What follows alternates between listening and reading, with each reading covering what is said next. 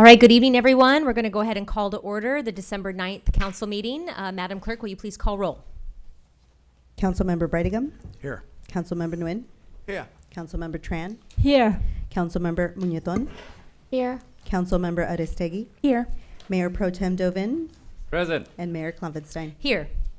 At this time, we will have our invocation led by our Assistant City Manager, Matt West, followed by the Pledge of Allegiance by Councilman Philip Nguyen.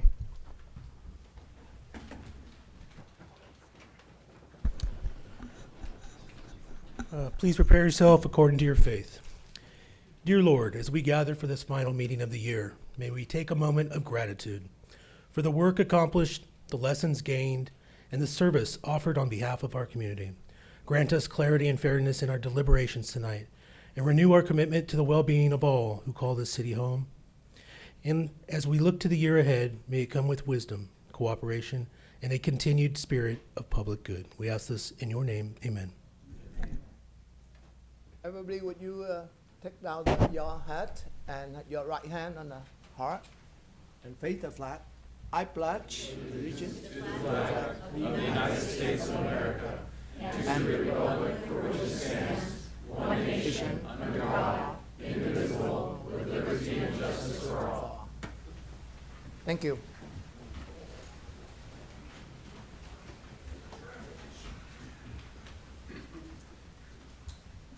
All right, that takes us to our presentations this evening. We have one, Our Pet at the Podium by Orange County Humane Society, showcasing their pet adoption program.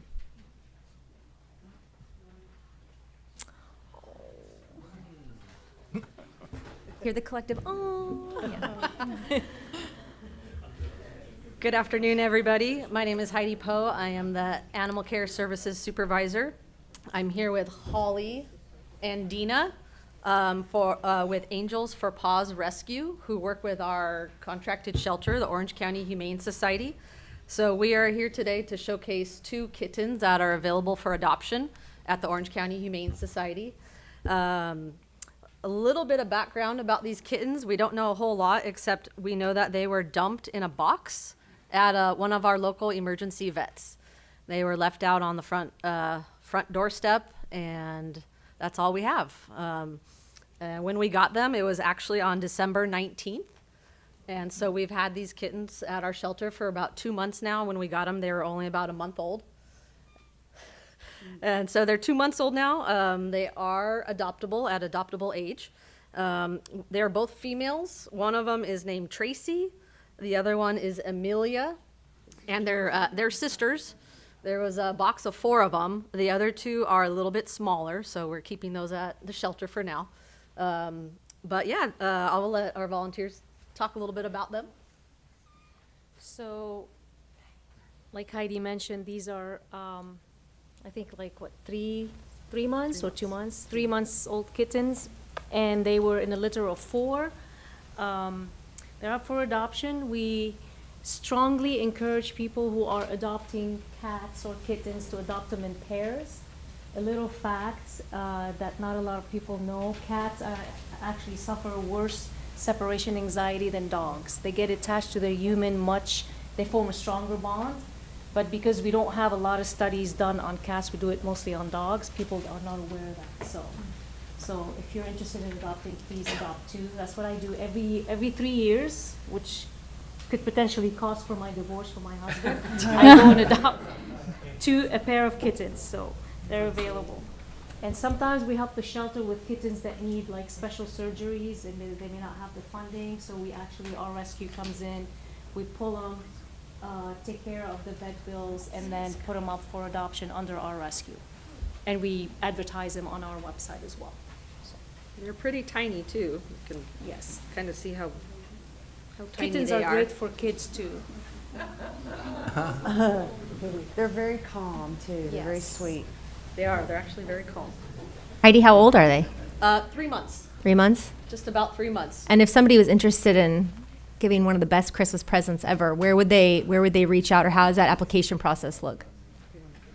They would go to the shelter Okay. in Huntington Beach, and there's an adoption application that they would need to complete, as well as proof of residency, whether they own or rent. and fill the application, and then you would get a voucher to get them spayed when it's time for them to get spayed, and they would be microchipped and up to date on all their vaccinations. That's amazing. Thank you for sharing them with us this evening. Thank you. Thank you.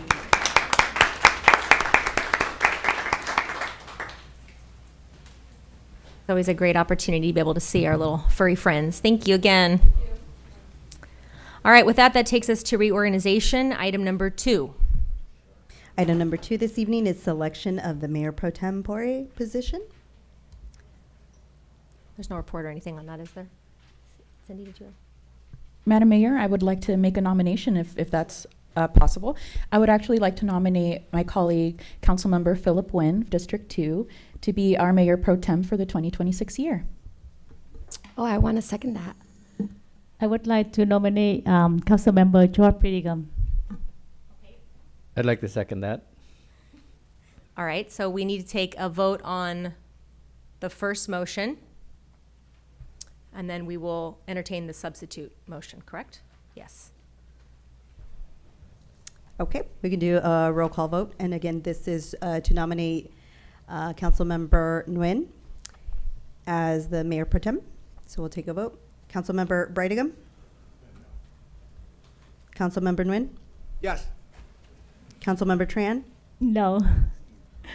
Councilmember Muñetón? Yes.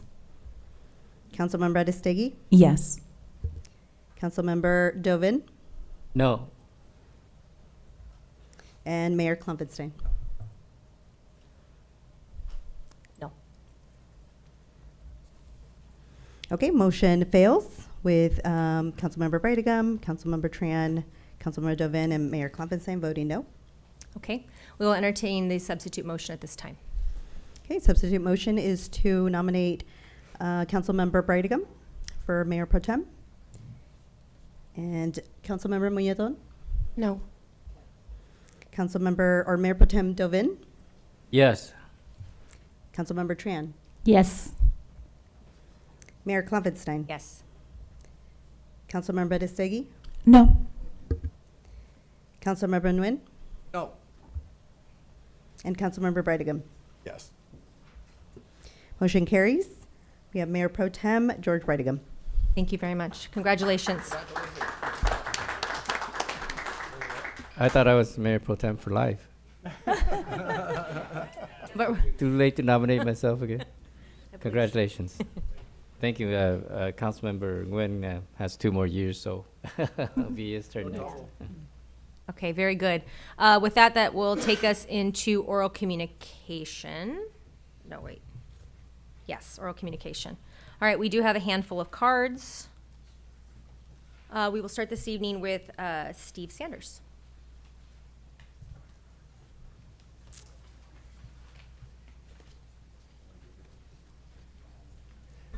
Good evening, Steve Sanders. I'm representing the Garden Grove Strawberry Festival this evening.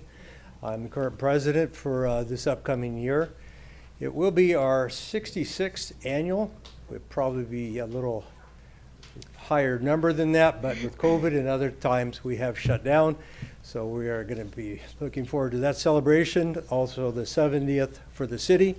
So you can see that the two have been partners for a very long time. We appreciate the partnership, as we know that there is a consent item tonight for our contract. I was part of that negotiations with city staff. And just as a reminder, the Strawberry Festival, we are a nonprofit. This year we are returning $150,000 back into the community. All of us that you see at the festival with red shirts are volunteers. We all volunteer over there to help support our community. It's one of the few that you don't have to pay to come in, and we like keeping it a good family event. And just to let you know, our theme this upcoming year, Memorial Day weekend is always special. It's always red, white, and blue, but this year we are celebrating America's 250th. So besides the red, white, and blue that's normally there, there'll be a little bit more. So we've got 3 things that we're going to be celebrating this next year at our event, and we're looking forward to, again, partnering with the city and having number 66. Thank you. Thank you. Andrew Gonzalez?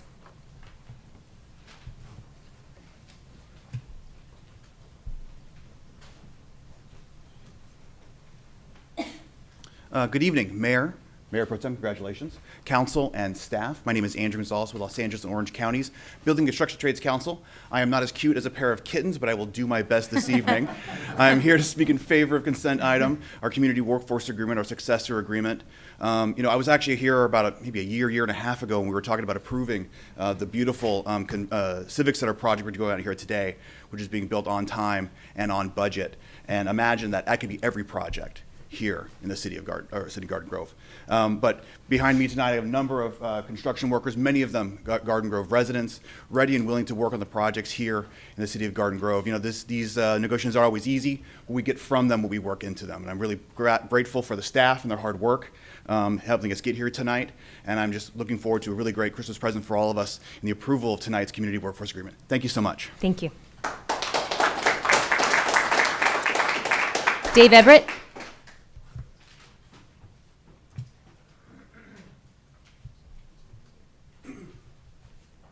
Hi, appreciate it. My name is Dave Everett. I'm with the Western Electrical Contractors Association. I'm here to speak against the discriminatory project labor agreement. I guess you guys have renamed it a community workforce agreement, community benefits agreement. If you look at the results of this, the excuse is that you want local hire. You have 3% local hire. You have 3% from Garden Grove. You're making your projects 15% more expensive, 30% more expensive. That's according to Gavin Newsom's Department of Toxicology, Substance Control. Gavin Newsom, certainly a friend of labor.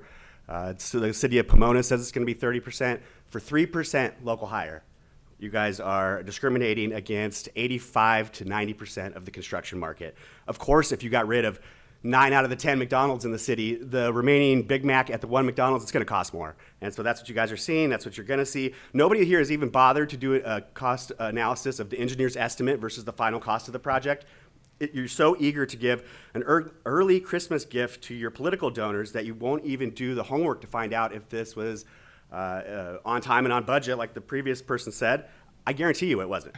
And so you can't get rid of 90% of the market and have something be under budget like this. They also, you changed the name to try to hide the controversy that comes with these project labor agreements. Almost half the states in the United States have banned these discriminatory special interest deals for political donors.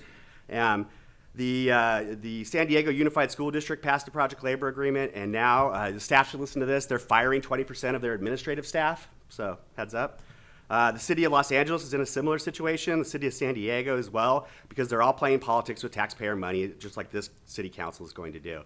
Wasting it on a special interest deal to give a sole source contract to their political donors.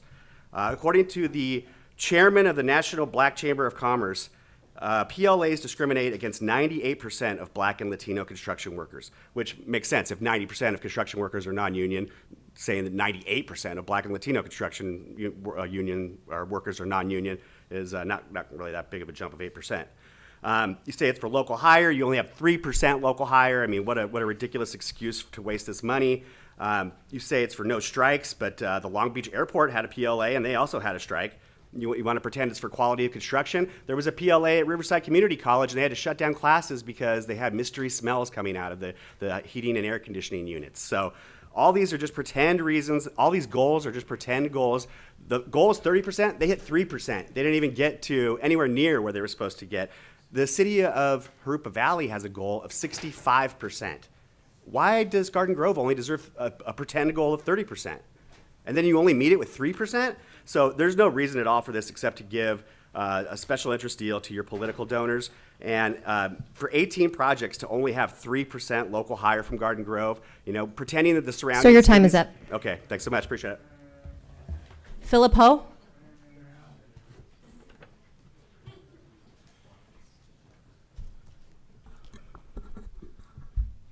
Good evening, Mayor Kaufenstein, council member, and staff, and the rest of everyone from the city.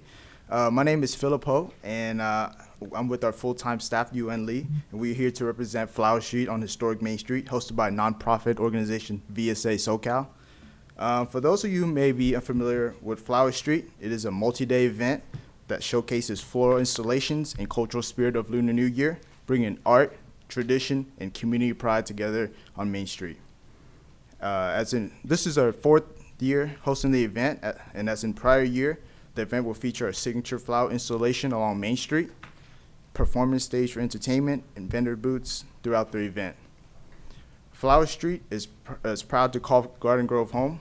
We remain committed to our core pillars, empowering local businesses, driving community growth, and creating an inclusive space for all residents. With your support, we can continue strengthening our partnership with the city and building an event that truly represents the spirit of Garden Grove. Thank you. Thank you. Israel Mosqueda.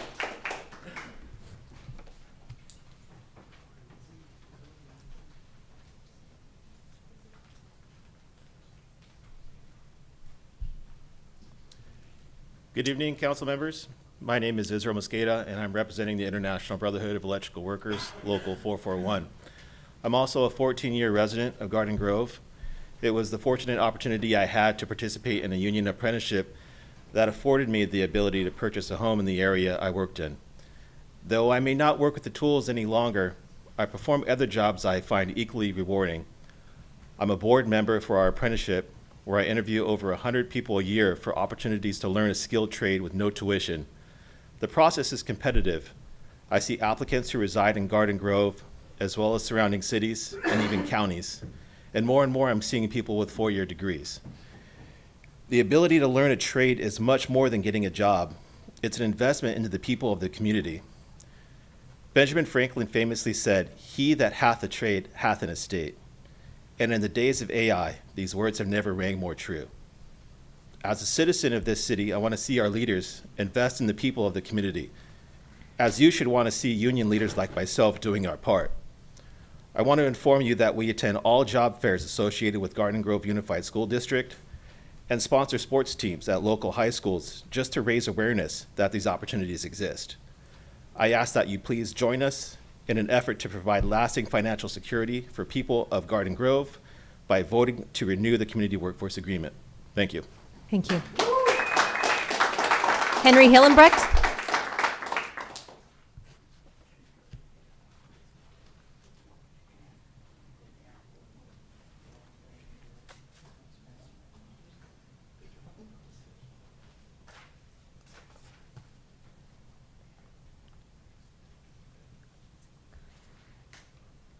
Henry, sorry.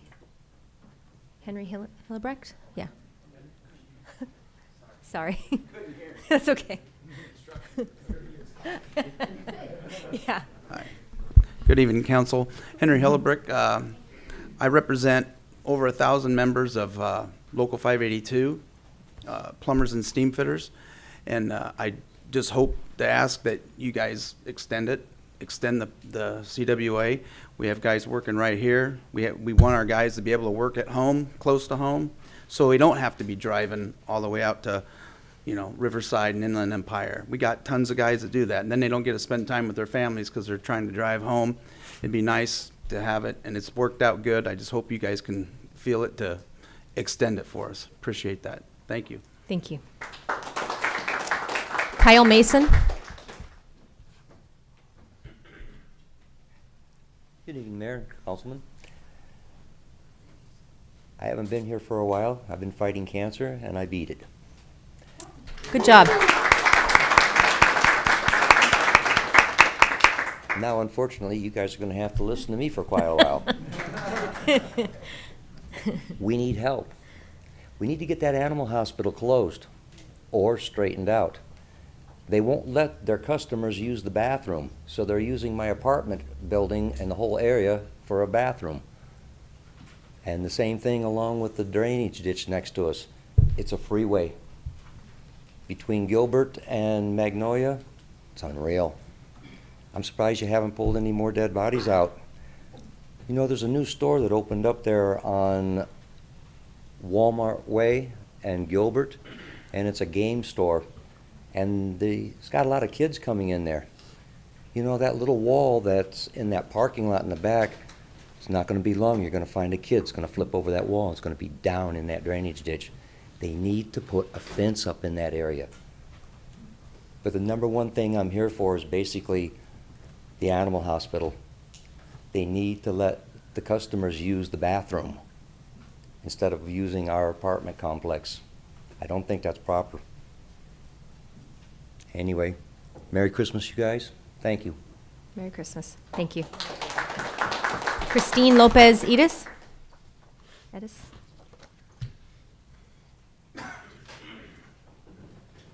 Hi there. I just want to give a quick announcement.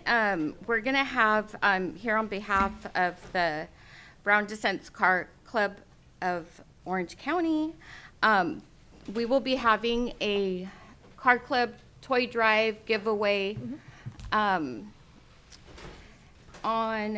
Saturday, December 20th. It's going to be on the corner of Orangewood and Dale, right next to Rancho Alamitos. I do have some flyers. I need to stop at another location, but I will have them during the break to pass out. Please share. I know there's plenty of people watching at home, so everybody's welcome.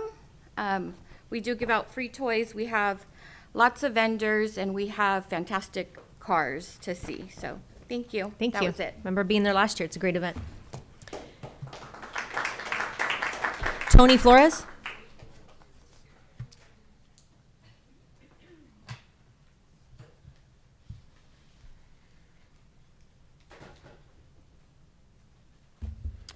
Good evening, Mayor Pro Tem Bradigan, Mayor Pro Tem, former Mayor Pro Tem Dovin, council and staff. I'm Tony Flores. Just want to talk briefly about a couple of things. The Planned Parenthood Christmas event, an email that I sent. Hopefully you folks have read it. Interesting. Let me read, because it has Planned Parenthood. Here's the reason I have an issue with Planned Parenthood. Here's 4 different envelopes to my house, voter fraud, 4 different people who don't live at my home from Planned Parenthood. So they use my home to basically BS the public with voting. These people don't live at my house. All of my address is on here. Been there almost 40 years, never met any of these folks.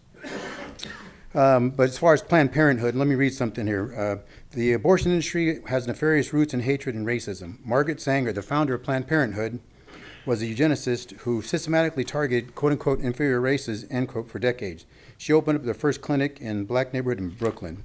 Here's a quote from old Margaret herself. Birth control must lead ultimately to a cleaner race.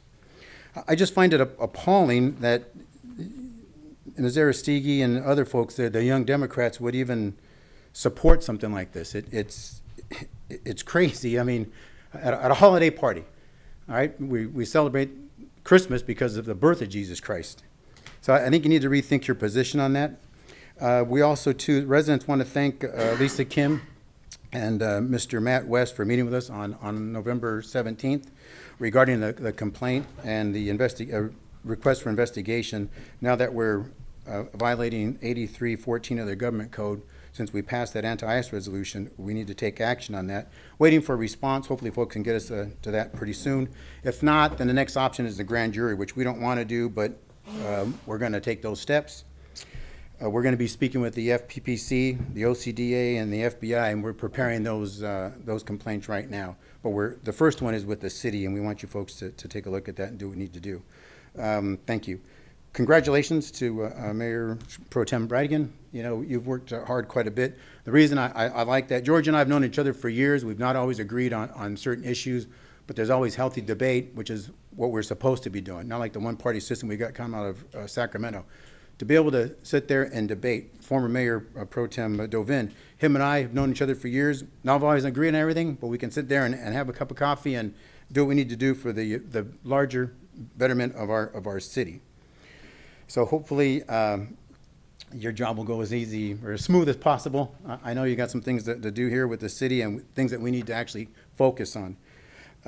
Speaking of Mayor Klopfenstein, Steph, we wish you a success in your re-election. I want you to know that we're going to be working with this, not just the folks in West Garden Grove, but throughout the city to make sure that we see you back in that spot in 2026. So with that, Merry Christmas to one and all. Thank you. Thank you. Aurora Zavala.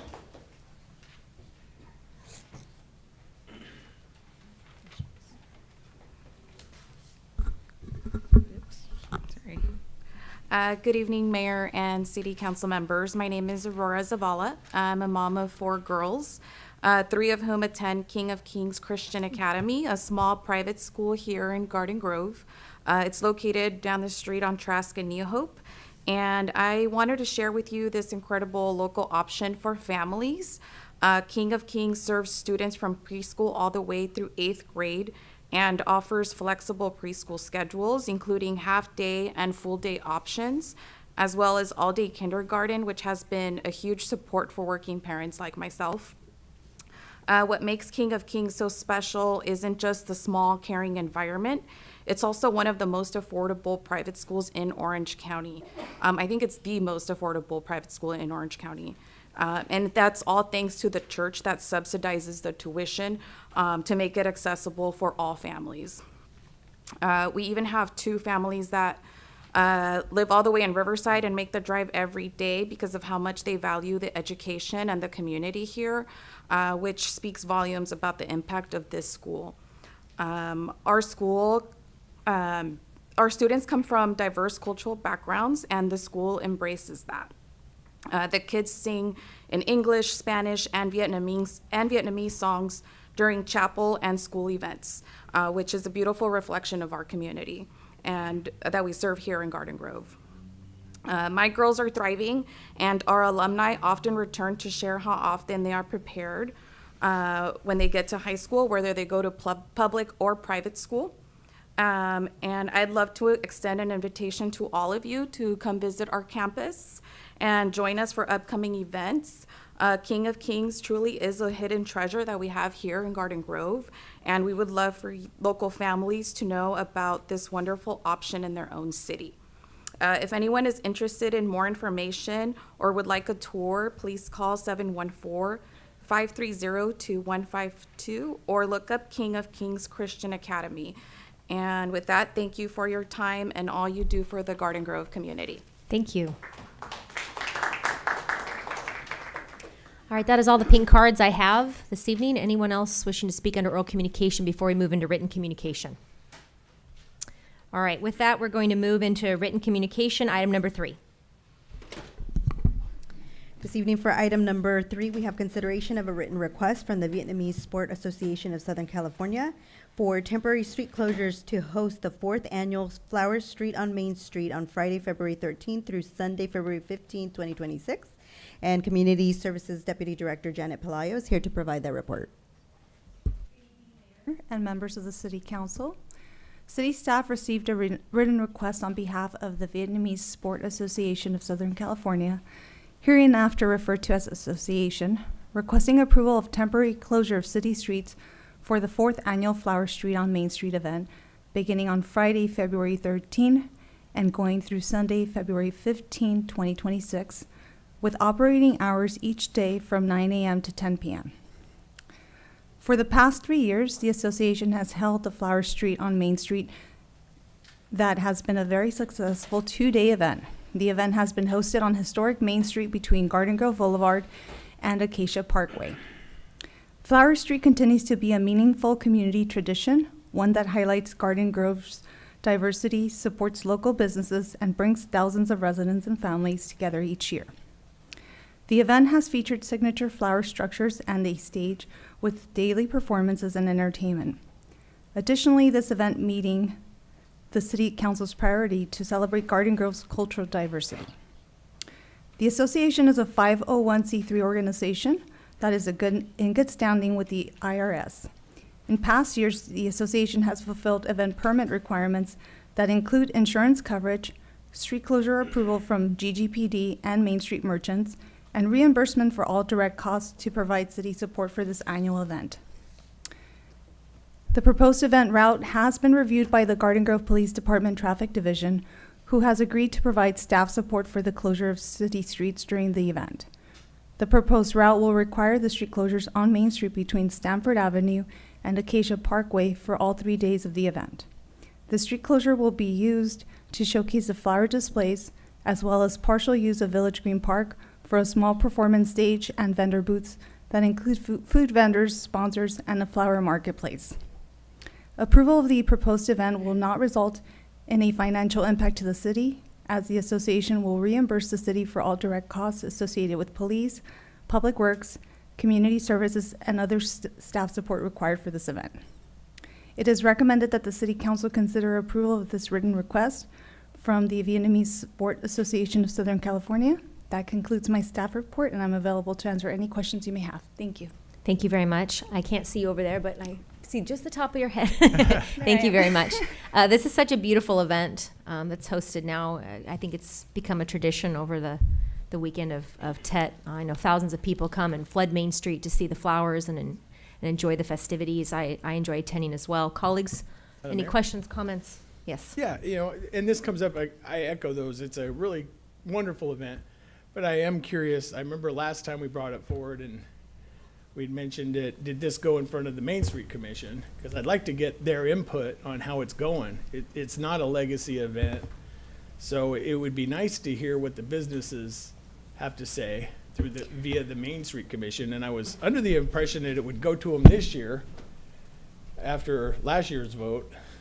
Did it go to the Main Street Commission, or did they skip that step again this year?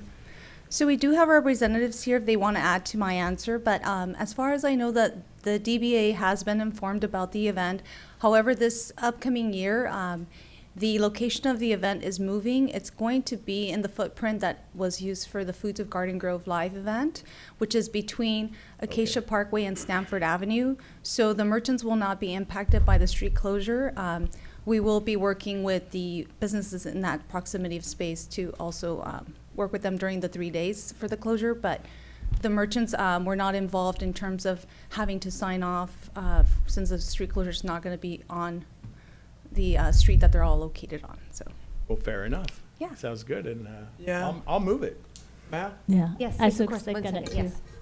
Yeah, for this event, last year was wonderful. I was one of the member and supported them most of my time. And so I think this is a wonderful, it draw a lot of attention from other residents, come to our city, and that also involve with business that people would love to come over. As I can see over this year, many business moving into our Garden Grove, probably because of that. So I would second it. Thank you. Yeah, I had a second, but kind of similar note follow the new mayor pro tem. So last year, I got the input from the business around there relate to, they were not able to do business. And this year, I did talk to the organization early on, and I was very happy to see that they moved toward the park. And so that's one of the reasons why I raised my hand earlier relate to this. So thank you to the organization for bringing it to Garden Grove City, because every year for the Vietnamese community during the Lunar New Year, all the cities celebrate that. They have, and in the past we have something like that too, but I really hope that it becomes something that we have every single year, and it's going to be bigger and better for our city. And of course, the group has to work with the downtown Main Street to have that vetted. But having the new plan this year, I did talk to the group prior, 7 months ago, and even today, relate to the topic, and very happy to see this. And I still remember the first time when they came to the council, I was the first one that raised the hand because I was super excited to see something that come to our city and make it kind of special event for the Lunar New Year. So thank you for doing that, taking the consideration from the business in that area and move it toward the green area there. So thank you. Yes, I'm no longer MPT, but I will still provide a healthy dose of skepticism. The first year I voted on it, and the second year I voted on it, the third year I voted on it, and I think this is the fourth year, and hope you have many successes, and maybe down the road you'd be a tradition or legacy event just like Strawberry Festival is. But in order to get there, I think there's 3 things to avoid. 1, do not politicize the event. Do not let me see political propaganda at your event. I'm watching. 2, keep your accounting straight. That's how we have problems. When events become under a microscope, things will come out that should not come out. So you're a nonprofit. Keep your accounting straight. I'm not asking for your record books. That's internal. But I don't want to see you in the news about accounting issues or politicizing your event. Number 3, this is an event that is inclusive. It's for everyone. We are a multicultural city. This is not a Vietnamese event. This is an event for everyone in our city, and everyone should be welcomed. So one of our priorities is diversity. That's why I'm going to vote up this event. I'll be watching for diversity also. Thank you very much. I'm so glad that we have the opportunity to welcome the Flower Street event back in Garden Grove. Last year, I had the immense pleasure and the privilege really to be able to be a part of this event by volunteering on several of the pieces that were there on display. And I want to make sure that I highly encourage folks in the community that if you're interested in taking part in the event and helping out, if you're even a little bit artsy, there is an opportunity for you guys to come and help with preparing these wonderful displays. It really is a joining of community. You see all of the high school volunteers, the volunteers from the senior groups, and families and business owners contributing towards putting together this wonderful community presentation. So I'm excited to support this event. I'll be back helping you guys with the hot glue guns and the flowers and all the fun things. And I hope that you'll also consider supporting in other ways, like Councilmember Nguyen mentioned. He supported this event last year. He was a sponsor, but there's definitely room for everyone to pitch in, even if all you have is a little bit of time or are willing to put in a little bit of elbow grease. I'll see you guys out there. Yes. I had the pleasure of being part of the event as well. We all went and we took our picture there. I think what I really enjoyed is the community coming out and taking pride in taking some pictures with their family, and even calling other family members. And you know, that's what our community is about. It's about a family oriented. It's about, you know, bringing the community together, and I can't wait to witness it come to true again this year. So thank you. All right, with that, we have a motion and a second. Call for the vote.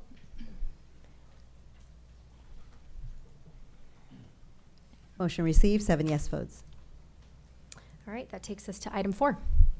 Item number 4 is consideration of a written request from the Sister City Association of Garden Grove for co-sponsorship of the 2026 Strawberry Stomp 5K on Saturday, May 23rd, 2026.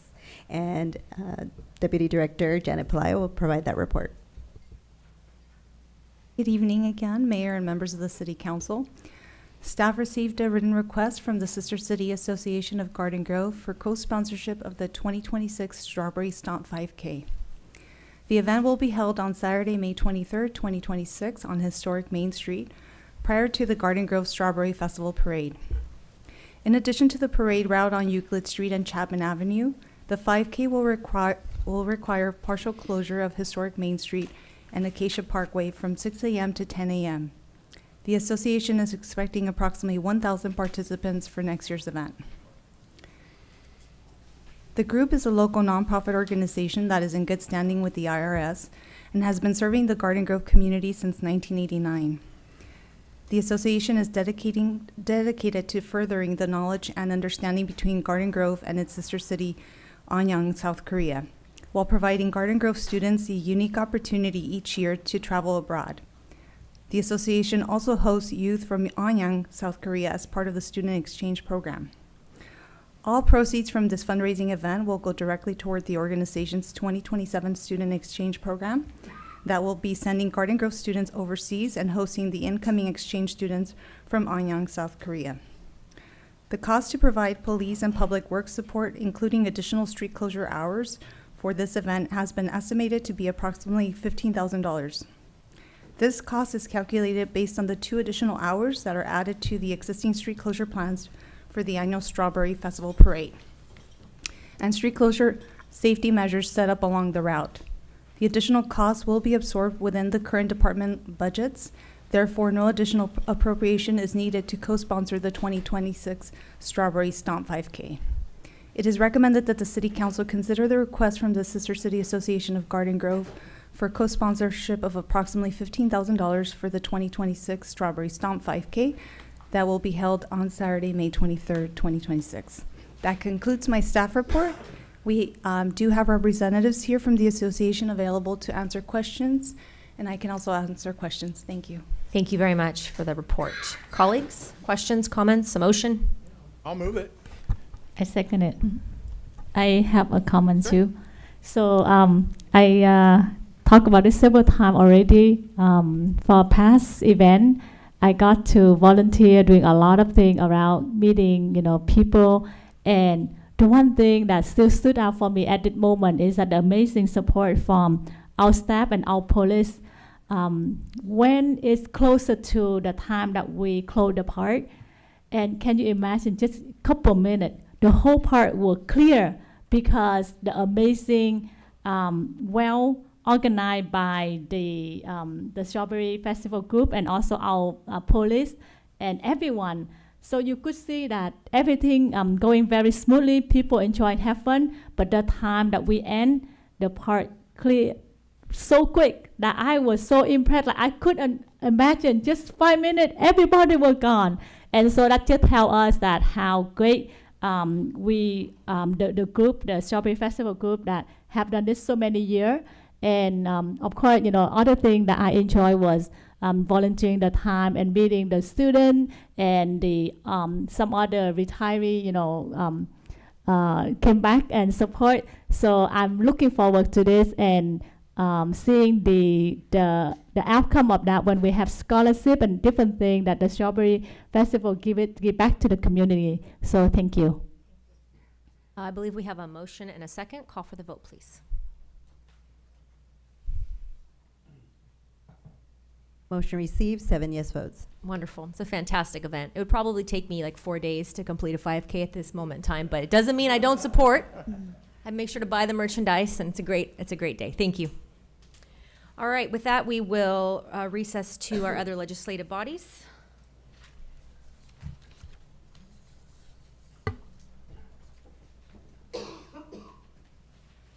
We're moving to successor first. Okay, please call roll. Member Brightingham? Here. Member Nguyen? Here. Member Tran? Here. Member Dovin? Present. Member Aristegui? Here. Vice Chair Muñetón? Here. And Chair Klopfenstein. Here. All right, we've conducted oral communication. That moves us on to the reorganization. We will be selecting a chair and vice chair. Currently, I am the chair, and Yesenia Muñetón is the vice chair. I would motion to keep it the same just for continuity's sake. If I could get a motion. I could say. Second, okay. Call for the vote, please.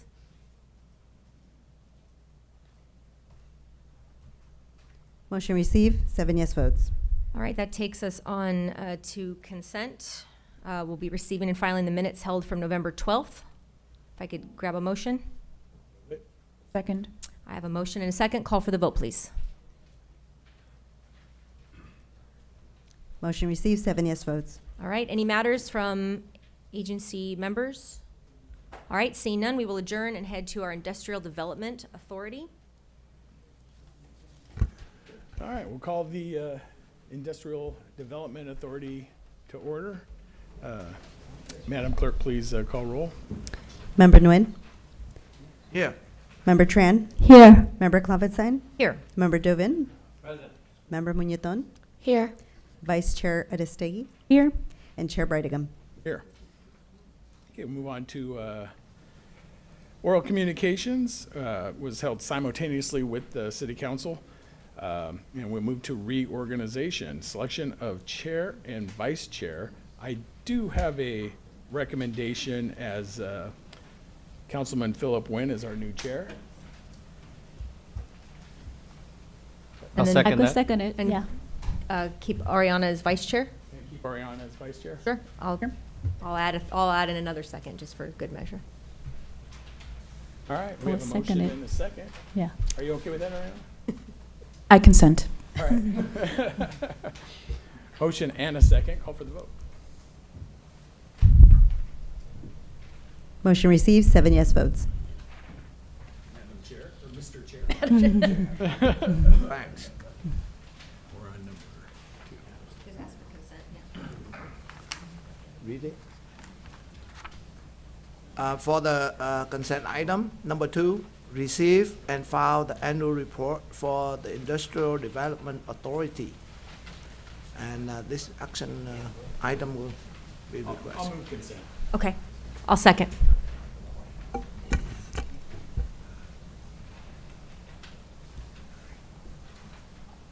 Motion receives, 7 yes votes. Number 3? I think we did 2 and 3. Yeah, you're on to matters, yeah. Okay, this come from the matter of the authority member. Anybody have a member any? So in that case, we adjourn and next regular meeting. Thank you. Scheduled at Tuesday. All right, with that, we'll head back to City Council. And that takes us on to our consent calendar. This can be acted on simultaneously unless someone would like to pull an item. I'll entertain a motion or. Balance? Second. I have a motion and a second. Call for the vote.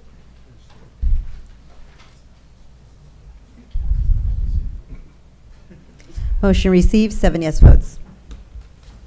Very good. That takes us.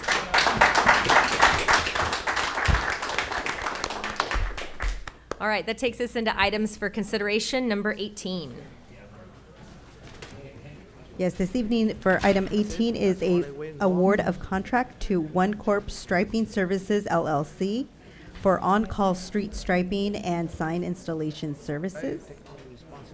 And Deputy Director Sam Kim is here to provide that report. Thank you. Thank you, Ms. Vasquez.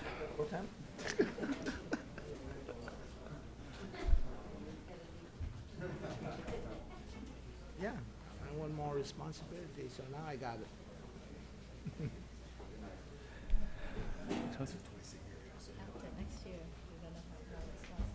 Yeah.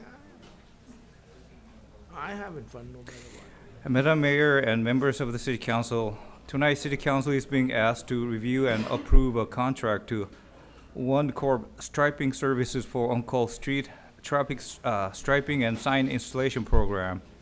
These services are essential for maintaining the city's street striping, curb markings, and sign maintenance. The city's residential streets are divided into 4 zones, with the 2 zones restriped every other year using this service. Services also include addressing resident requests for signage and striping. Prior to the current contract ending at the end of this month, staff initiated a request for proposals and received 4 proposals. Staff reviewed and rated the proposals and determined One Corp Striping Services was the most qualified contractor and would provide the most qualified services to the city. The agreement is for $300,000 per year for 3 years, with the options to extend the agreement for 2 more years. Cost for this contract is included in the approved traffic engineering operations budget. This concludes staff's report, and staff is here to answer any questions. Thank you very much for the report. Colleagues, questions, comments? Yes. I know the answer to this, but I want to ask it just to put it on the record. This is a not to exceed $300,000, right? So if we don't need that much striping, we're not going to automatically just be giving up $300,000 a year. Yes, sir. You're right. Okay, just wanted to make sure the public was aware of that. Okay. And I'll make the motion. I'm second. Okay, I have a motion and a second. Call for the vote. Motion receives, 7 yes votes. Item 19. Item 19 is award of contracts to Engineering Resources of Southern California, Inc. and DMC Engineering to provide on-call civil engineering plan checking and construction inspection services. And Deputy Director Sam Kim is going to provide that report. Madam Mayor and members of the City Council, tonight City Council is being asked to review and approve contracts to Engineering Resources and DMC Engineering for on-call civil engineering plan checking and construction inspection services.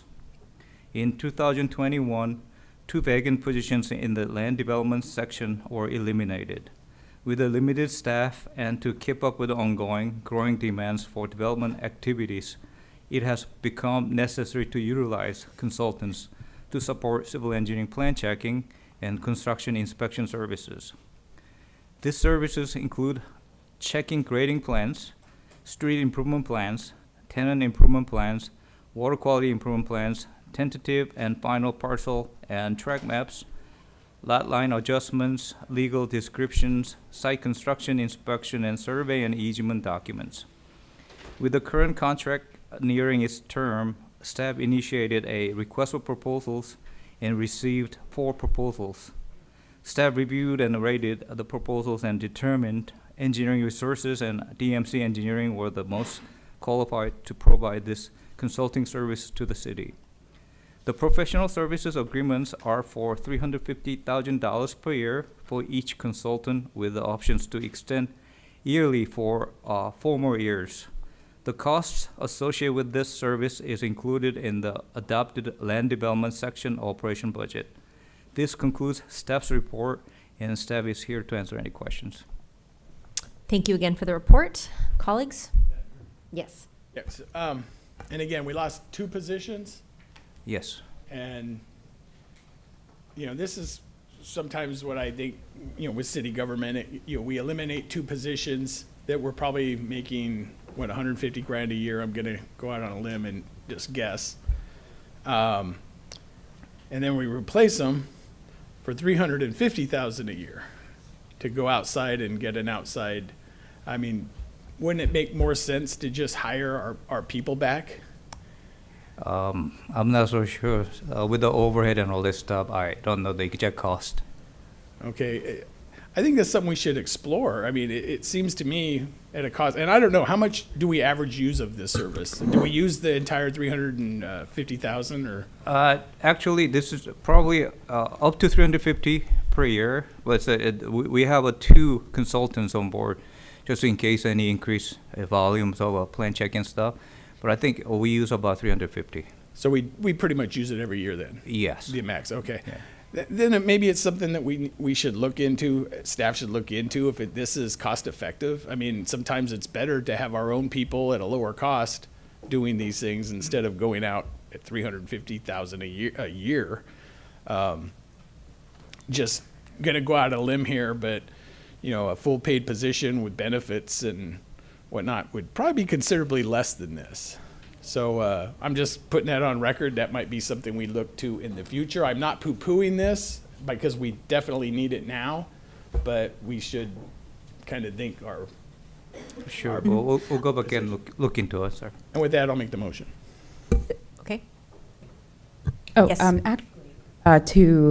To George's point, I actually asked this question during our agenda review on Monday, and I think that Matt actually had a really satisfactory answer for this question. Matt, would you care to share why we sometimes need these services?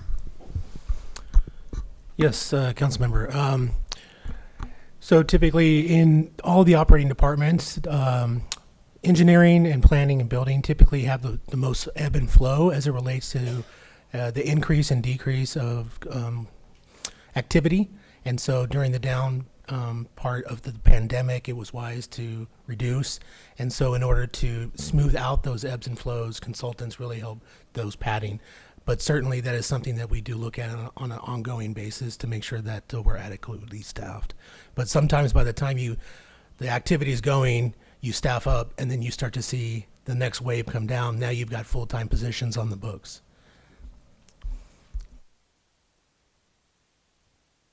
Thank you, Matt. Is that a second? Thank you, Ariana.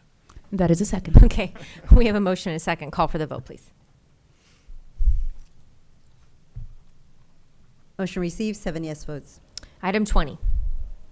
Item 20 is award of contracts to Lear Upfitters, Airway Communications, Comline, and Comline Inc. for Police Department Vehicle Upfitting Services. And Deputy Director Sam Kim is going to provide the report.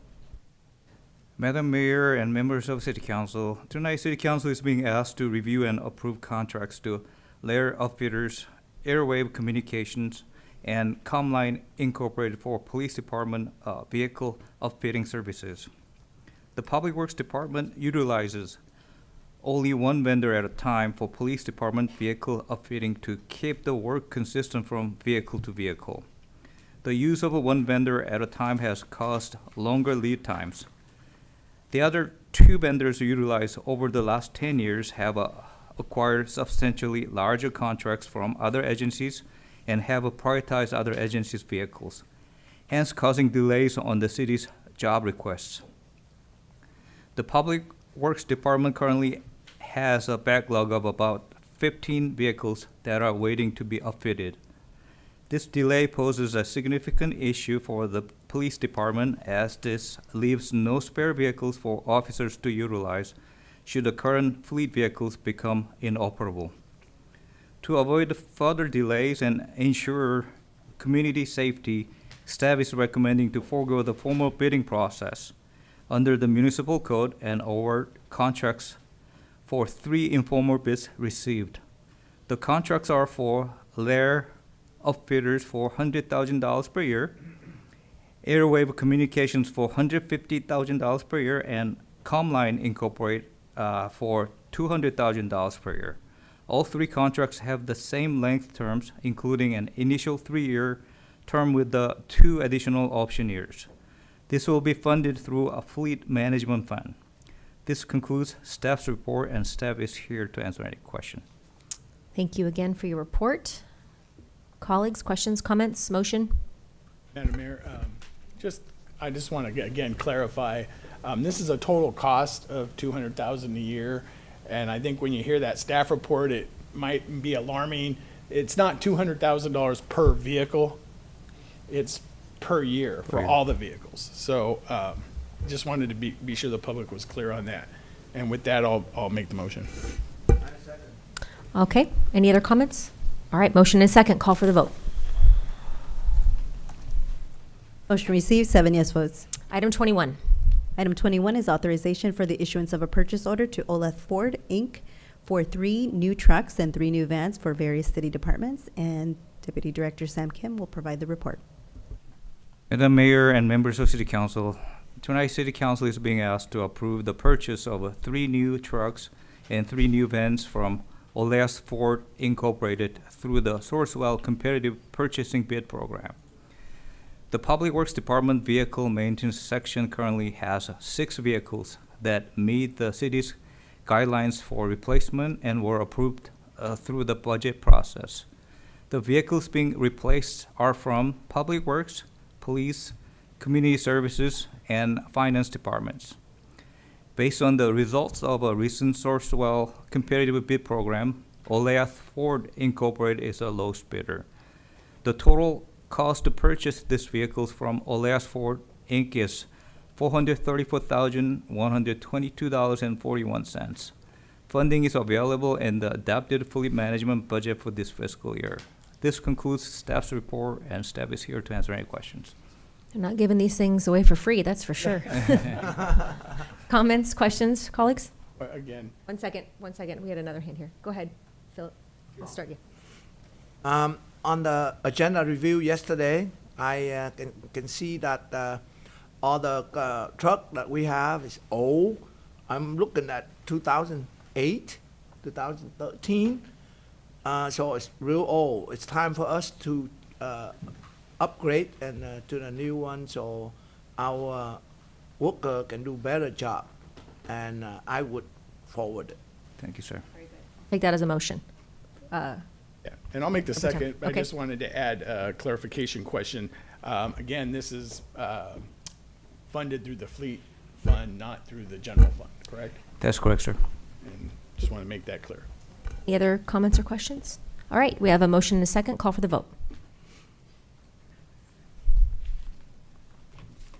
Motion received, 7 yes votes. Item 22. Item 22 is approval of a 10-year agreement with Axon Enterprises, Inc. and appropriation of additional funding for public safety software and related components. And Deputy Dalton is here to provide the report. Good evening, Madam Mayor, City Council, City Manager, and City staff. I'm here to obtain City Council approval of a 10-year agreement with Axon Enterprise, Inc. for public safety software and related components in the amount of $464,005 in the first year, with a 3% annual increase in subsequent years for a total 10-year cost of $5.314,814 for the current records management system to upgrade, maintain, manage the department's interview room software, current body-worn cameras, and in-car video system, the jail management system, and the property and evidence system, and to add the Axon Fusus Real-Time Crime Center platform. In 2019, the City Council approved an agreement with Axon for the purchase and deployment of a body-worn camera in-car video system with Evidence.com digital evidence management. Thus far, the system has exceeded expectations, and the department has experienced exceptional customer support and service from the vendor. In 2021, the police department signed a contract with Axon for an RMS CAD system that would integrate into the Axon Evidence.com digital evidence management system, which is proprietary technology. The RMS portion of the Axon system has an interview data file component for memorializing investigative interviews. It also contains a professional standards module, a jail management module, a property and evidence module, and a third-party video playback feature, all of which directly integrate into the Axon Evidence.com system. Another advantage of the Axon ecosystem is the ability to share documents and digital evidence directly with the district attorney's office. The Axon system is a cloud-based system which allows for significant cost savings on servers, storage, and maintenance performed by city IT staff. Per IT staff, cloud-based systems are preferred as they are less prone to corruption and are not as labor-intensive for IT personnel. In November of 2025, members of the Garden Grove Police Department began discussions with Axon regarding a new contract, as the current contract is set to expire March of 2026.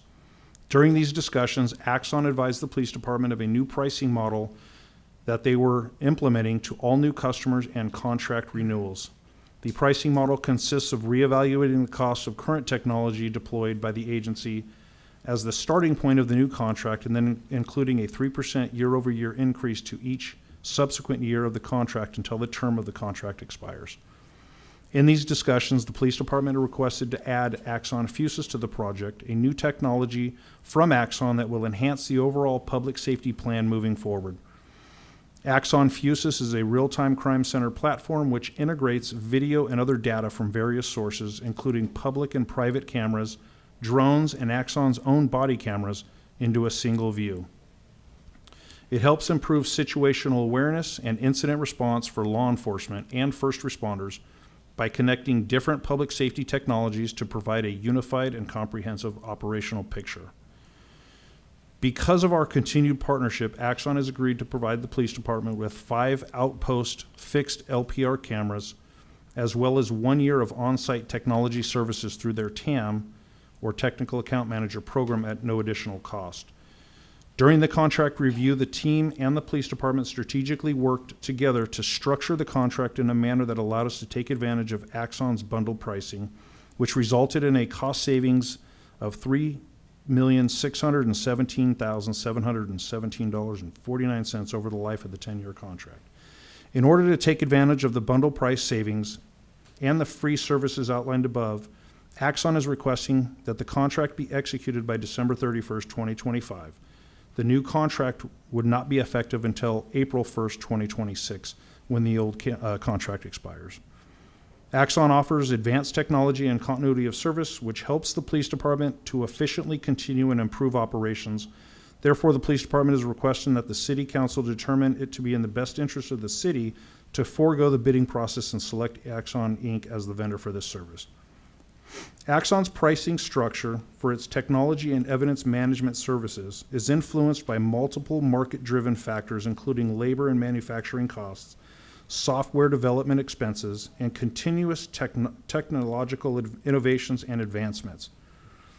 These factors fluctuate regularly and have a direct impact on the overall cost of providing and maintaining Axon's integrated public safety platform. To mitigate the effect of future cost escalations and to secure favorable long-term pricing, staff recommends the approval of a 10-year contract term. The extended term provides cost stability and predictability, ensuring the city locks in current pricing for mission-critical technology and equipment replacements throughout the agreement. This approach also avoids the need for more frequent contract renewals that would likely result in higher annual costs due to inflation, new product cycles, and market adjustments. The contract will cost $460,005 in the first year and includes a 3% annual increase for a total amount of $5,314,814 for all equipment, software licenses, cloud data storage, maintenance, and system upgrades over the term of the agreement. The Axon Fusus Real-Time Crime Center platform, along with the enhancements to the existing services, equipment, and software, will add $300,000 per year to the current Axon contract.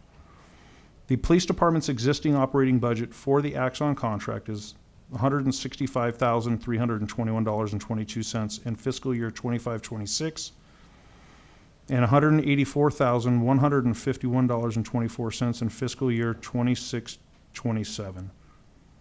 To approve this amended contract, an additional appropriation of $300,000 will be required for each of these fiscal years. The additional funding for 25-26 and 26-27 will be provided through SLEF funds, identified as Fund 205. The ongoing annual additional funding needs will be incorporated into the future budget planning and may impact the general fund if alternative funding sources are not identified.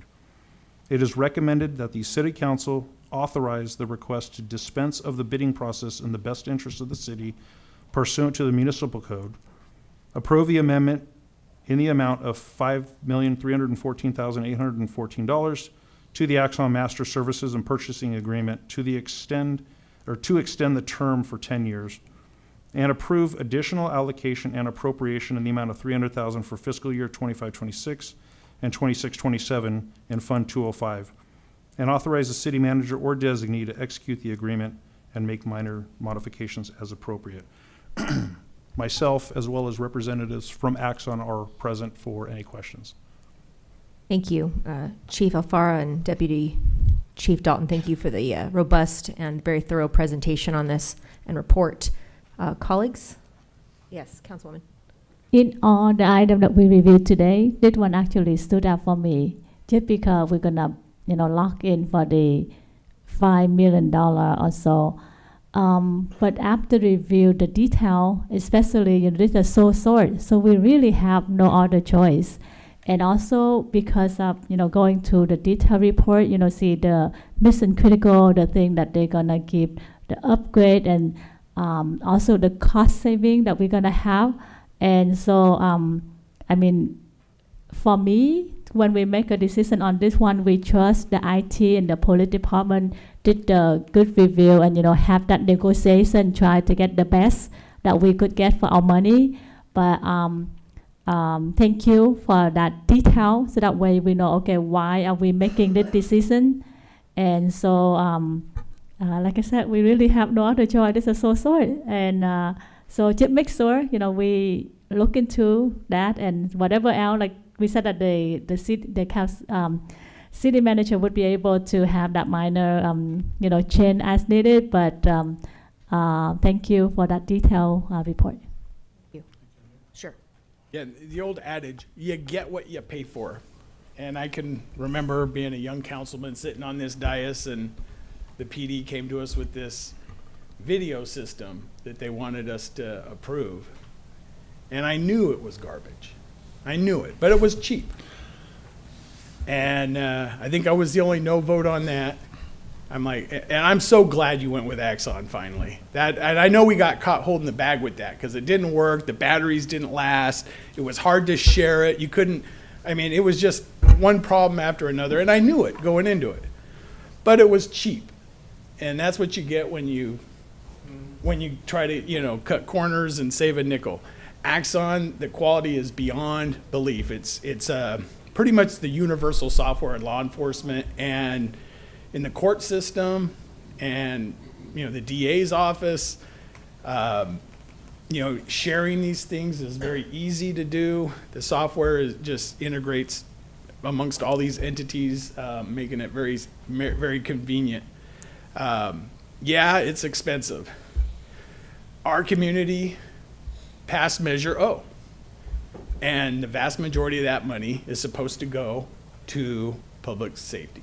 So I don't think there'll be any problem funding it in the future, because we still have Measure O on the books and we're still generating revenue for that. So I think Axon is, and I don't have any stock in Axon. I did, as a police officer with the Los Angeles Police Department, we used Axon and they were very good. The batteries last your whole shift. You don't have to keep plugging them in. I know I saw an ad now where the officer can actually take the camera off and put it on a little slide now where the detention cells are, and it can continue to film the suspect while the officer goes to the bathroom, whatever, but it can film them in the detention rooms and stuff. And that's key, because sometimes they're banging their heads against the walls and causing all, and it's nice to have that when they come and say, oh, the police officer beat me up. Well, yeah, well, here's the video. You beat yourself up, so it's nice to have that to protect the officers and the city from any liability. So with that being said, I'd like to make the motion on this and go forward. I'll second. I have a motion and a second. Any other comments or questions? All right, with that, we'll call for the vote.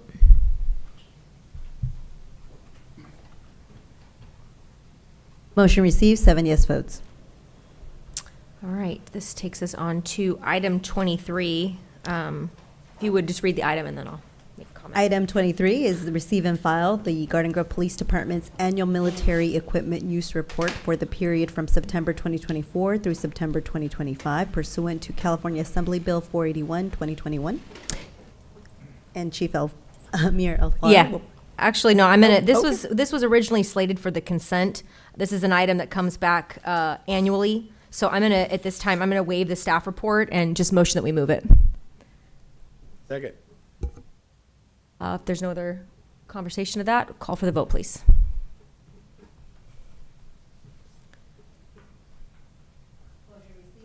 Motion received, 7 yes votes. Thank you. Thank you, Chief. All right, that takes us on to matters, and we will start with our Mayor Pro Tem, George Brightingham. Thank you very much. Well, first, I wore my Santa Claus tie. Ho, ho, ho. Get to dust it off once a year if I need to or not. Some people will say, leave it in the closet. My wife doesn't care for it, but anyway. I just want to wish everybody a Merry Christmas and a Happy New Year, because we will not be back together until next year. That's true. So, Merry Christmas, and I hope everybody has a great time with family, and I hope it's a great season for everybody. One of the public speakers brought up the public bathroom usage at the veterinarian clinic there across from the women's club. I think we should maybe send code enforcement to look into that, because I do believe there's laws that if you have a business, you have to have restrooms available to your customers. I get that there might be some homeless issues there, but maybe they could lock the bathroom and give the customers the key or something like, something like what gas stations do or something. But I think they should look into that. There's going to be a Christmas toy drive every year, the big one. Actually, two of them. The Brown Descents, they do a great one every year.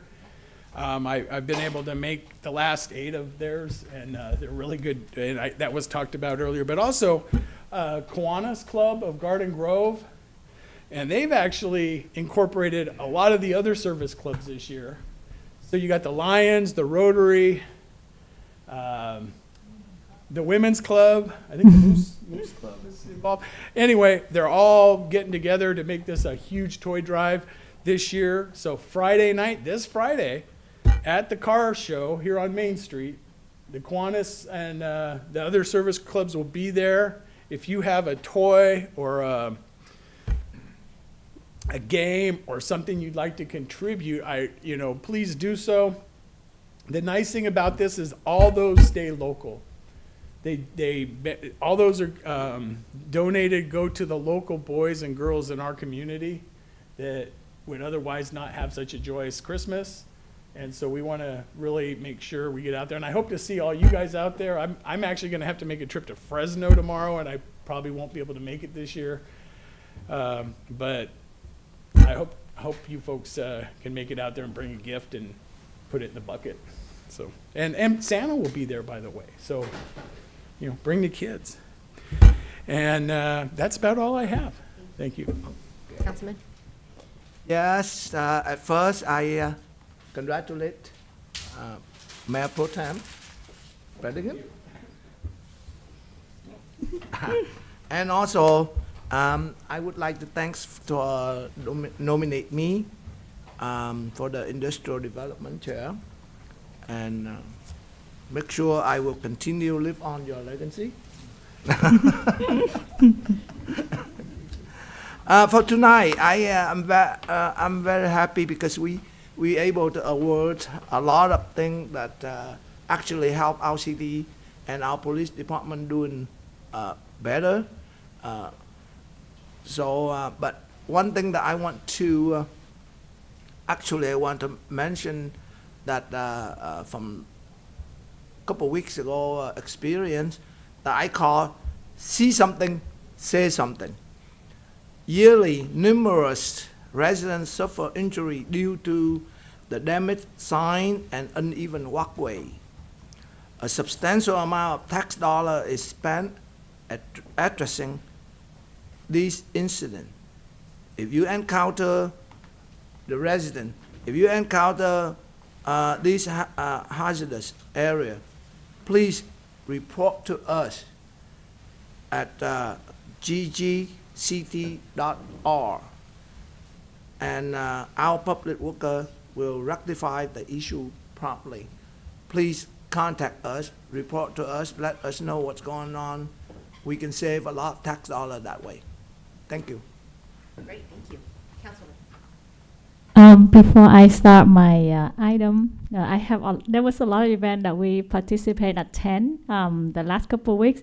But before I start, I just want to mention about one of the things that we voted today about the negotiation. I know that there was one part that people were talking about how many Garden Grove residents that they're hiring in our city. So that is something that I actually want to make sure that they hold up to that, because we did have several residents came to this council, but also outside of this wanting to, to be part of that, but they said they have been waiting and they don't hear the call from the group. So that is something that we'll catch up with our staff later. So a couple of things. There was so many events. I'm just gonna highlight a couple of them. So there, I went to the art contest, which was hosted by the United for OC, and they partner with the Department of Education. We have 3 students from Garden Grove City that submit the art and were highlighted or honored by the council member, and their name is Stephen Nguyen, Brianna Avalos, Melissa Aparicio, and hopefully one of these days we're gonna be able to help them to go to the council, and we recognize them here. Next one, just want to say thanks to the VSA Rancho Alamiro student for supporting the OC Food Bank. I know that many of our council members came, including the mayor, and I came with the student, and they were actually the last group that doing the cleanup at the OC Food Bank. So just want to say thank you very much for volunteering your time to serve the community. Also, I got to attend the OC Hispanic Chamber mixer, and with the council member Ariana.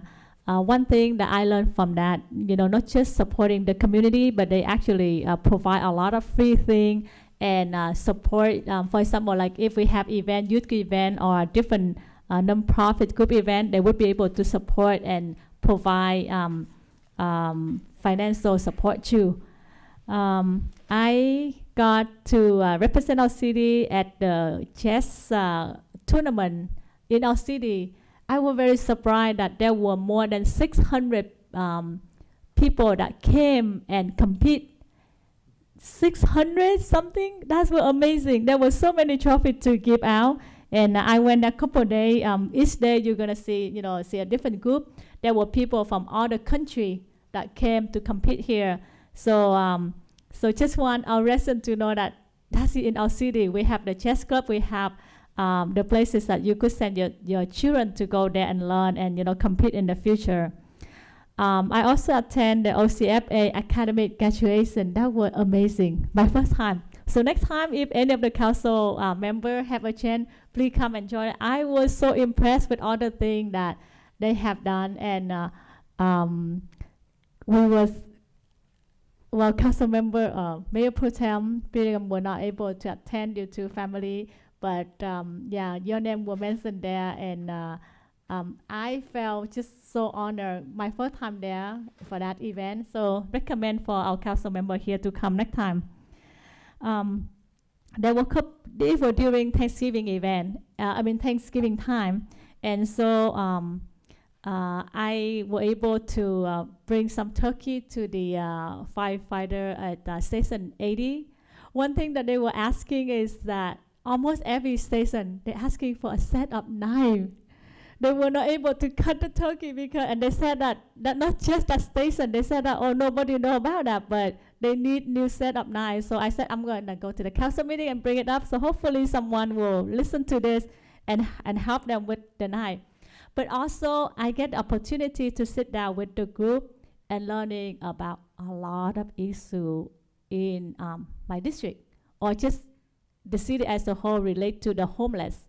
And the thing that, it will take me a lot of time just to explain it here, but they have seen so many, they have to report or respond to a homeless person that, overdose or get to that point or pass out in front of a business and things like that. So we'll work with our city more to see what else we can do to support the business in that area, especially the corner of Westminster and Brookwood between District 3 and District 4. And also, it was beside, the story outside, that Station 80, that's almost the least favorable for the firefighter. It was a house, and they converted, and it was a very old house. And so one of the rooms was so small, it's a laundry room. And they have to convert it to a room for the firefighter to live there. And so they have to pick the one that the smallest person with, the smallest size to stay in that area. So I really hope that I bring it up here and, whether the OCFA or our staff or, what we could do maybe in the future, put that in the plan to upgrade or something like that, because it's very sad to see that. They only have 2 bedrooms, and sometimes when they change shift, there were 8 people. And if the alarm ring, all 8 people have to be ready in a minute and a half. And if someone in the restroom, you kind of stuck. So that is something that I want to bring it up here, and hopefully we will have, because people come and leave because nobody wants to stay there, and therefore we don't hear that story. And like I said, I was sitting down with them for hours just to listen to all the concern that they have. We did a free legal services and resources. As you remember, the last couple of weeks, we have many residents came to this council meeting and say that we need to have more resources to help other people. And so at the last council meeting, I mentioned that we were working on that. And thanks to Mayor Stephanie, who came and also provide all the water for the event. So thank you. And also Council Member or Mayor Pro Tem Brigham came. I was surprised to see that because he was away out of town. I didn't even know that you was in town at that moment. And he came, he also donate item for the raffle. And the item that he donate, the audience, they said, wow, they were surprised that you brought something that useful. I was surprised to hear that too, because, people sitting there and then they said that, because sometimes you do raffle item that just whatever, but this one they said, oh yeah, he brought something useful, which is make me smile. So thank you, sir, for for coming to support. So for that, it was a food steamer. Yeah, and yes, and then I just want to take the opportunity to say to couple group. The first, we have 4 different seminars. The first one was Know Your Right. that was something that we talk constantly about this board, right? And so the community aid was the one that presented that. And the second topic was the process becomes citizenship. And that is something that, people concerned, with the ICE issue, right? And that was with the Catholic Charity. And then the next one was landlord and tenant law. So by A.J. Sokal.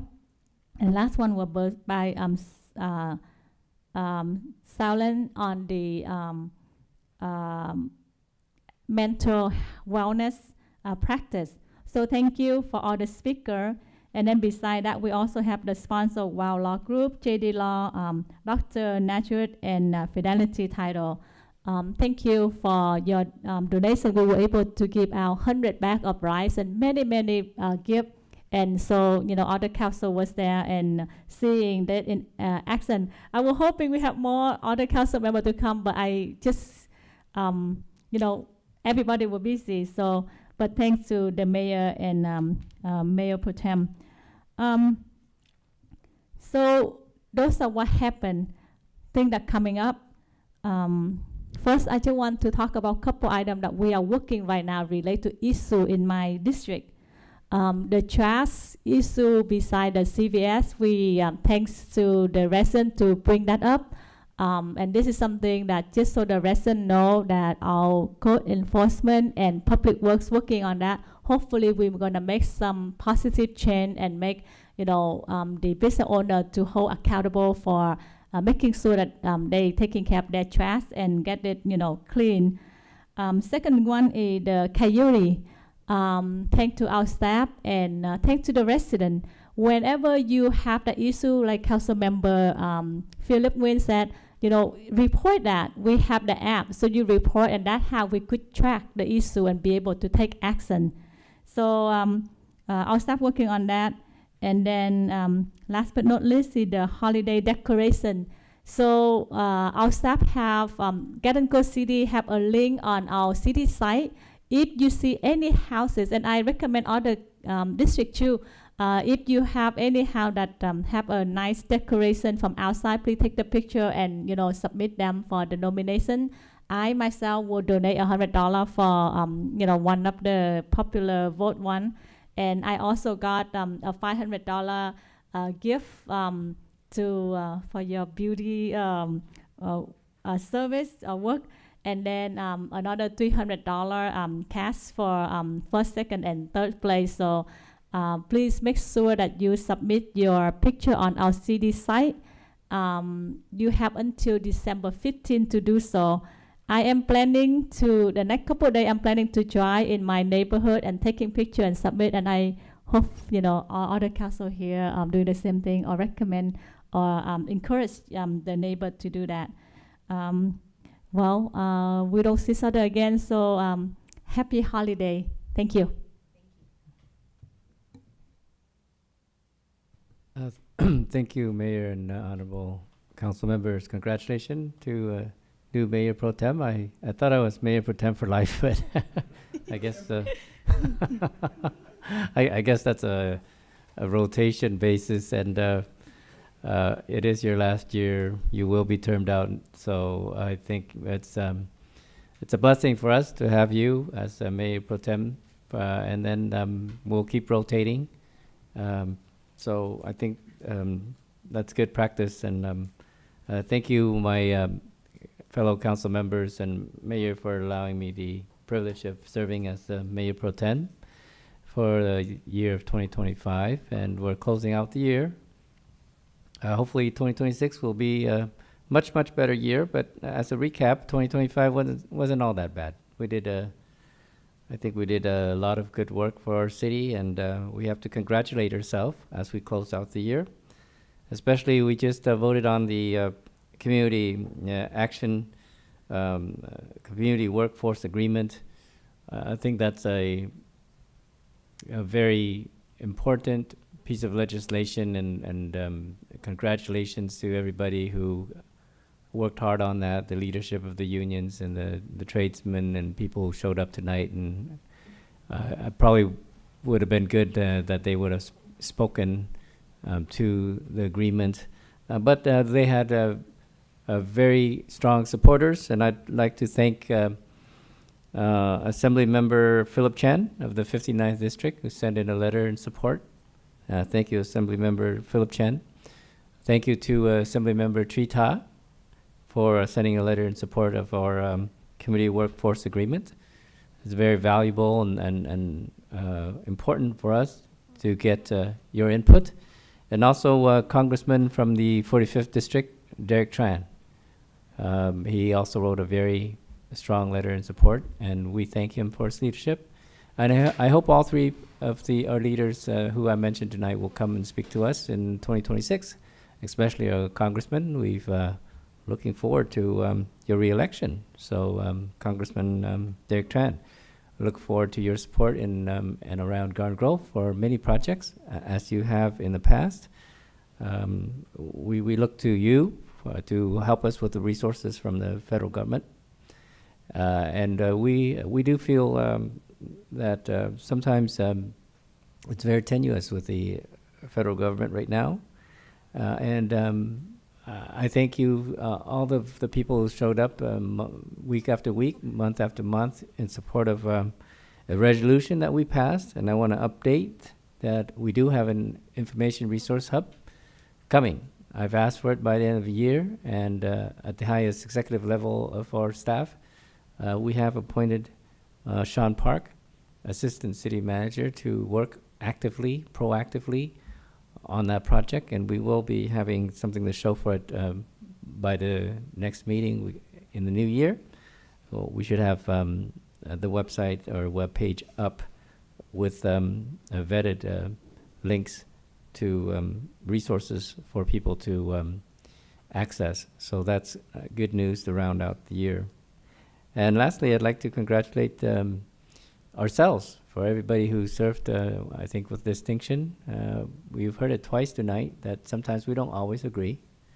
We don't have to always agree. We can vote differently and still support each other. So I appreciate all my colleagues, and especially Mayor, rounding out your term, and good luck in your re-election, and everybody else who's running for re-election. Maybe me, maybe not, but it's going to be a very interesting year, 2026, and hopefully we'll have a lot more events, including the Flower Street coming back. It's going to be their 4th year, and they've done a great job the past 3 years, and they've made us proud, and there's no reason why we can't get behind them this year in 2026. But let's include everybody. We're all about diversity. We're all about inclusivity, and we will hold people accountable, and we appreciate the transparency. Come speak to us, and let's have more events in and around Garden Grove in 2026. Thank you, and happy holidays, Merry Christmas, Happy New Year, and see you in the next year. Hopefully we'll have a lot of events around that, Lunar New Year, Chinese New Year, Vietnamese New Year, however you want to call it. It is for everybody. Good night.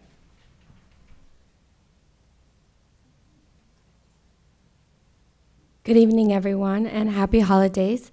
I have just a few things to talk about today.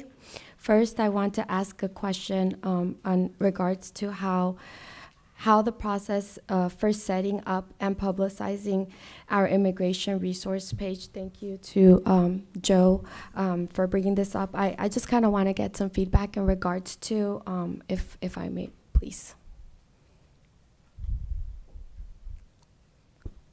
Thank you, Mayor, members of the City Council. We're on the process of developing the framework with our IT department, and within the framework of the resolution that the Council passed, we are following those guidelines to establish the resources, and our goal, as Councilmember Dovin noted, it will be up by the end of the year. Awesome, thank you. And I also want to request that once the page is live, that we make a social media post letting folks know all about those resources. I had the wonderful time attending the annual Tip a Cop event at Red Robin in Garden Grove, where the Garden Grove Police Department teamed up with Red Robin and Special Olympics Southern California to raise funds for athletes with disabilities. As a councilwoman, it was so inspiring to see our community come together to support such a meaningful cause. I even filmed a fun promo video with Sergeant Johnson, inviting everyone to stop by and enjoy the meal. All the help makes a difference in our community, so thank you to everyone who showed up and supported this great effort. My family and I had a wonderful time at the Winter in the Grove on Saturday, December 6th, at the Village Green Park. This event was definitely filled with holiday magic. Santa and Mrs. Claus were made a very special appearance, and my kids were more than thrilled to chat with them. It was beautiful to see our community come together and celebrate the season, and I am grateful for everyone who helped and make this event memorable. So I want to give kudos to our staff and everybody that prepared for that event. Amazing job, and let's keep our tradition going, and I can't wait for the next one. As we head into the holiday season, I want to extend my heartfelt gratitude to all of our incredible staff. Thank you for all your hard work and all the hard work you do every day and the unwavering commitment you bring to our community.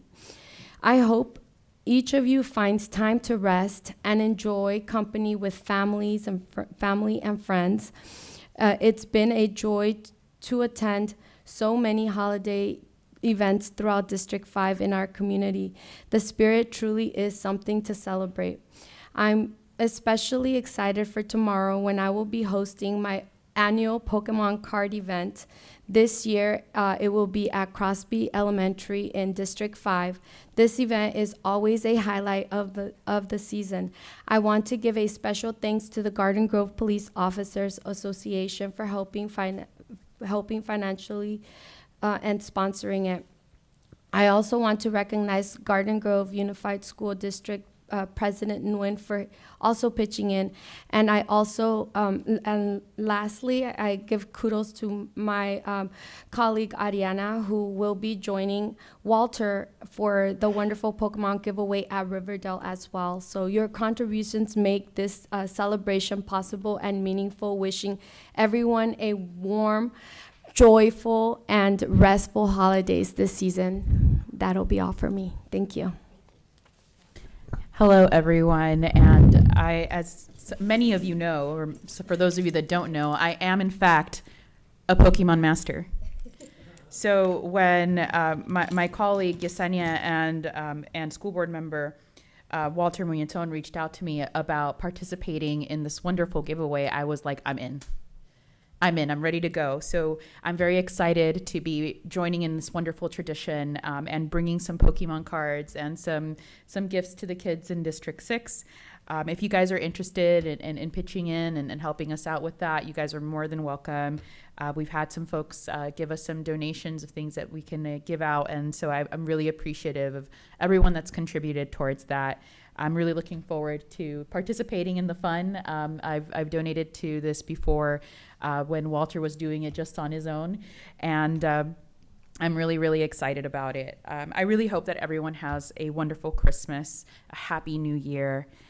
It has been one very exciting year. Tomorrow will mark the first official anniversary of our first year as elected officials for myself, for Yesenia, and for Philip as well. And you know, I feel like we've all done some good work on this council. So thank you to all of you guys, and thank you to all of my seniors on the council as well, for being the example and kind of showing us the ropes every now and then. So I'm very appreciative of all of you guys in this past year. So I hope everyone has a very happy 2026 and holiday season. I had the opportunity to attend the National Family Volunteer Day at the Orange County Food Bank here in Garden Grove. I was there for the first 2 shifts in the morning. Sadly, I missed Cindy, but I was there in the morning with the mayor, and then in the middle of the day. And these opportunities are always where we see folks from all over the community come out and do their best to do what they can and pitch in and help all of our families and our seniors in need. And today I actually had the opportunity to further my education with regards to hunger and food insecurity in our community by visiting and touring Second Harvest Food Bank in Irvine. And I'm so grateful to Malia Carey and to all the wonderful folks there who showed me around. And they prepared me with a very thorough packet of information for all the wonderful work that Second Harvest does in our community. I think, we are home to Community Action Partnership, but Second Harvest also does a lot to assist the community in Garden Grove. And just in the year, the fiscal year 2025, they contributed 1,701,339 pounds of food to Garden Grove residents. That is a lot. And a total of 132,771 instances of serving members in our community. That's an average of over 11,000 members of our community here in Garden Grove that they help serve. So this was a very wonderful education. And I would actually love it if we could invite Malia and maybe Mark Lowry from the Community Action Partnership to give us a briefing and an update about hunger in our community here in Garden Grove. And if we could possibly invite them to do a presentation here with us early next year, maybe in February, I would appreciate that so that we can all get access to this information. Because I think us knowing, how our community is being impacted is just something that's going to help further strengthen our own tool set and our perspective here as we make decisions on the council. So I will be continuing these conversations with our city staff and hope that they can come and give us a more thorough presentation because I was very impressed by the entire organization and not just what they do in Garden Grove, but how they operate regionally in our county, our state, and even intra-state within the country with other networks of food banks in the entire United States. So I really want to make sure that I also thank them for all the work that they do because they're helping out with snacks at Boys and Girls Club and at our family resource centers. They provide these quick stop groceries within some of our local communities where folks can get fresh produce.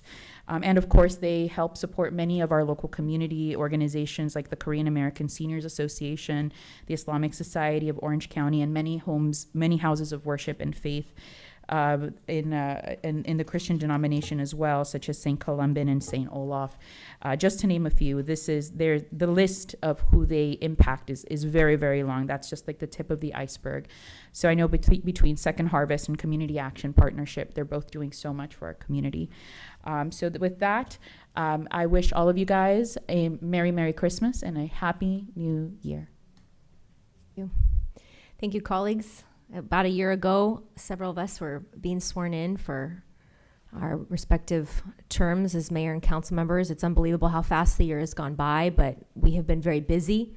We've accomplished some great works. We have some wonderful things that are still in the pipeline to see through in 2026. I know how honored I am to sit in this chair. I don't take it lightly. I'm extremely humbled to be the mayor of Garden Grove. I want to thank staff for their just incredible time, attention, the level of work, the scope at which they deal with the issues of this city day in and day out. The brain trust at City Hall is unbelievable. And we are so fortunate to have a city run at this level. And obviously, Lisa Kim as city manager, you're an incredible component of that. Our chief, Emir Afara, just an incredible team from top to bottom. I couldn't be more proud. And as mayor, I get to be at City Hall quite a bit. I get to be in these high-level meetings, and I really get to see staff work day in and day out. And I couldn't be more impressed, and I'm very grateful. And to the residents, we appreciate your support. There are so many wonderful things going on in the community, and there are a lot of things to work on too, and we just want you to know that we're here for you and we're working hard for you day in and day out. I want to wish the community a very happy holidays and Merry Christmas, and we will see you in the new year. City Manager? Thank you. Thank you, Madam Mayor, members of the City Council. As always, thank you for your leadership and guidance. And, we have accomplished a lot this year. I have taken notes of all the follow-up items that we will continue to work on. And, I do want to acknowledge Ursula Luna Reynosa. She was instrumental in advancing the community workforce agreement that the council took action on this evening. And it was a very gracious opportunity for us to work closely with Andrew Gonzalez and the Orange County LA Building Trades. And it's a testament to our collaboration going forward over the next 5 years. And big thank you to John Montanches and Bill and his team in supporting To Live Winter in the Grove. We had snow, we had dancers, we had Santa, we had lots of hot cocoa, and a great way to close out the year. And thank you very much for all your continued support. City Attorney? Nothing from me. Merry Christmas, Happy New Year, Happy Hanukkah, Happy Holidays. Thank you. Thank you so much. With that, we stand adjourned.